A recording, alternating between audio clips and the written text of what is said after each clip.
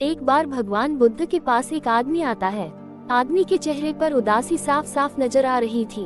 बुद्ध ने उसको देखते ही उससे पूछा, बताओ तुम्हारे दुख का कारण क्या है। आदमी बुद्ध के आगे हाथ जोड़ता है और कहता है, महात्मा जी, अपने जीवन से बिल्कुल निराश हो चुका हूँ। मेरे जीवन में कोई भी खुशी है ही नहीं। जो सोचता हूँ वो कभी होता ही नहीं। पढ़ाई कर रहा था तब सोचता था कि अच्छे से पढ़ाई करूंगा तो अच्छी नौकरी मिलेगी और ज्यादा पैसे कमा कर माँ बाप के लिए एक घोड़ा गाड़ी खरीद लूंगा।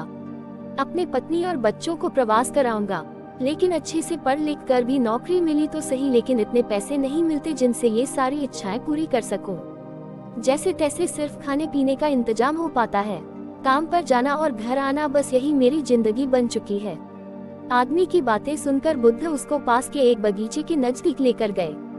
बुद्ध ने उस आदमी से कहा कि मैं तुम्हारी सारी समस्याओं का हल बता दूंगा, लेकिन उसके लिए तुम्हें मेरा एक कहा मानना होगा। आदमी ने कहा वह हर बात मानेगा। तथागत उसे एक पास के फूलों के बगीचे के पास लेकर गए। बुद्ध ने आदमी से कहा कि तुम इस बगीचे में जाओ और तुम्हें जो सबसे सुंदर फूल नजर आए उसे मेरे लिए तोड़ कर ले आओ। बस एक बात ध्यान में रखना कि तुमको बिल्कुल सीधे चलते हुए फूलों को देखना है और जो फूल सुंदर लगे उसे चुनकर लाना है। एक बार जिस फूल के आगे तुम निकल गए उसे तुम पीछे मुड़कर नहीं तोड़ सकते। आदमी बुद्ध की बात ध्यान से समझने के बाद बगीचे में गया। आदमी को बगीचे में प्रवेश करते ही कई सारे सुंदर फूल दिखाई दिए, लेकिन आदमी ने उनमें से एक भी फूल नहीं तोड़ा, क्योंकि उसे विचार आया कि हो सकता है आगे इनसे भी ज्यादा सुंदर फूल मिले। अधिक सुंदर फूल की आशा में आदमी बगीचे के अंतिम छोर तक पहुंच गया। अब हालत ये थी कि बगीचे के अंतिम छोर पर कुछ फूल तो थे, लेकिन सारे सूखे हुए थे। आदमी को काफी पछतावा हुआ कि उसने पहले ही कोई सुंदर फूल क्यों नहीं तोड़ लिया। उस आदमी के पास अब सूखे हुए फूल में से फूल तोड़ने के अलावा कोई रास्ता नहीं बचा था। उसने एक सूखा फूल तोड़ा और बुद्ध के पास वापस लौटा। बुद्ध ने सूखे हुए फूल को देखकर उस आदमी से पूछा, बगीचे में इतने सारे सुंदर फूलों में फिर तुम ये सूखा हुआ फूल क्यों तोड़ कर लाए।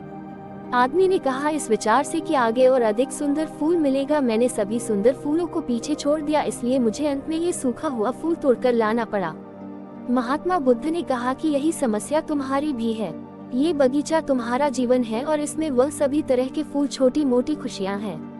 तुमने ज्यादा बड़ी खुशी के आशा में इन सभी छोटी छोटी खुशियों को पीछे छोड़ दिया है।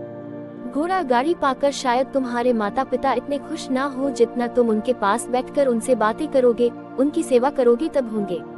किसी बड़े पर्यटन स्थल पर जाकर तुम्हारे बीवी बच्चे खुश हो सकते हैं, लेकिन उससे भी ज्यादा खुश वो तब होंगे जब तुम उनके साथ समय बिताओगे, उनसे प्यारी बातें करोगे, उनके साथ खेलोगे, उनके साथ अपने मन की बातें साझा करोगे।